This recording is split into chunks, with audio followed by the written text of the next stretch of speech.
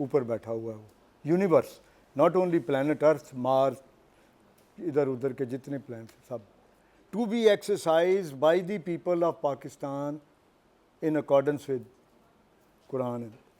तो सॉवरेनिटी हमारे पास है, इसलिए बार बार अपील होती है अवाम को, क्योंकि अवाम लिटरली, यानी if it comes to practical terms, it would mean what, opinion makers like channels, newspapers, bar associations, doctors association, engineers association, ये लोग हैं जो सोसाइटी को साथ लेके चलते हैं, ये ओपिनियन मेकर्स।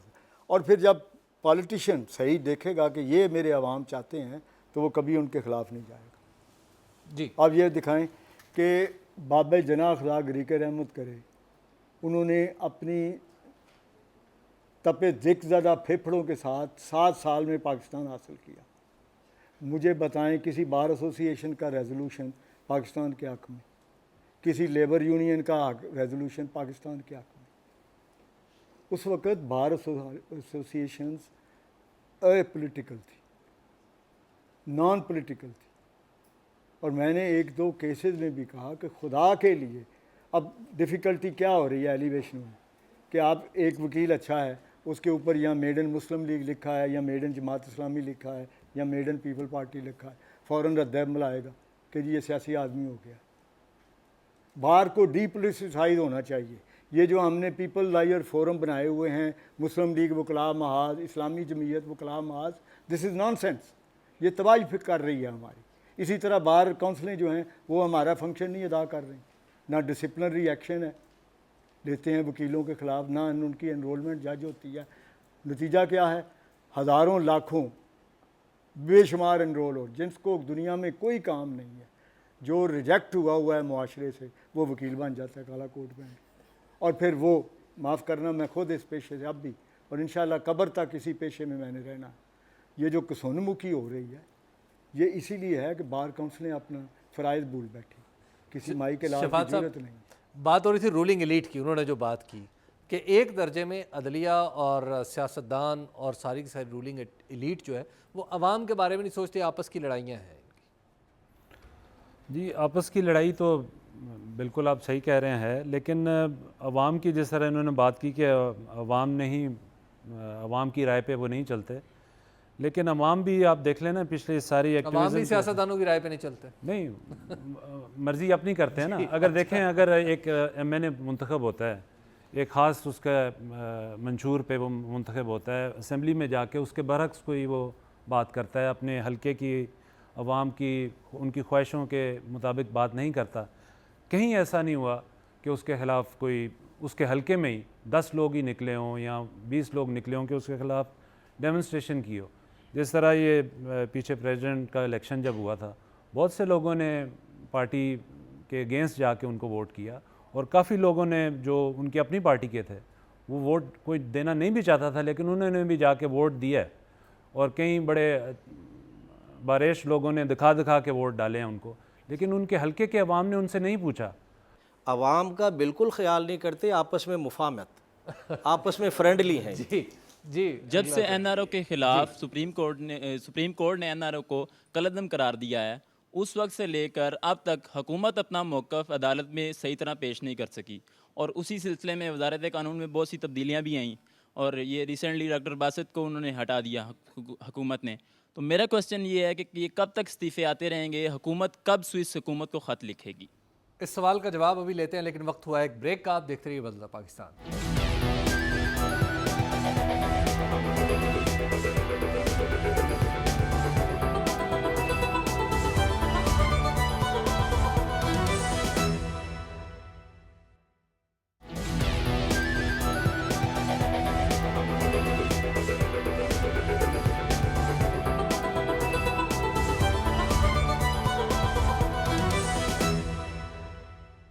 प्रोग्राम में एक बार फिर खुशामदीद। बात हो रही है हुकूमत और अदलिया के दरमियान इख्तियारात के तवाज़ुन पर। बात यह है, हुकूमत के 2 इम्पॉर्टेंट लॉ ऑफिसर्स होते हैं जिसकी राय कानूनन उनको रूल्स ऑफ बिज़नेस के तहत लेनी पड़ती है, और वो उस पर अच्छा हुक्मरान अमल करता है।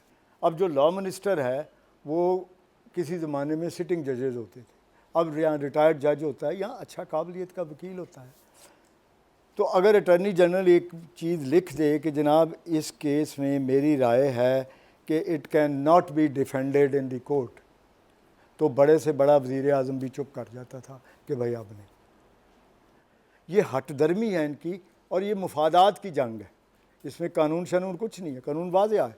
प्राइम मिनिस्टर को भी पता है कानून क्या है, सदर साहब को भी पता है कानून क्या है, लेकिन हुक्म ये है कि मुझे बचाया जाए हर कीमत पे। 10 करोड़ वकील वाला करो, 50 करोड़ वाला वकील लो, मुझे बचाओ इस धंधे से।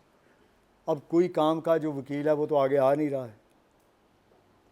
ये जो आप डिफेंड कर साहब आप क्या समझ रहे हैं, क्या क्या होने जा रहा है? तो ये उनको पता है सही क्या है। आपकी बात का जवाब ये है कि ये अब क्या कहें इसको, हटदर्मी है। तो हटदर्मी यही है कि जब फिर अवाम डंडे लेके उठेंगे तो फिर सीधे हो जाएंगे। जी इशफाक साहब, क्या आज ये मुमकिन है कि अवाम दोबारा डंडे लेके उठे?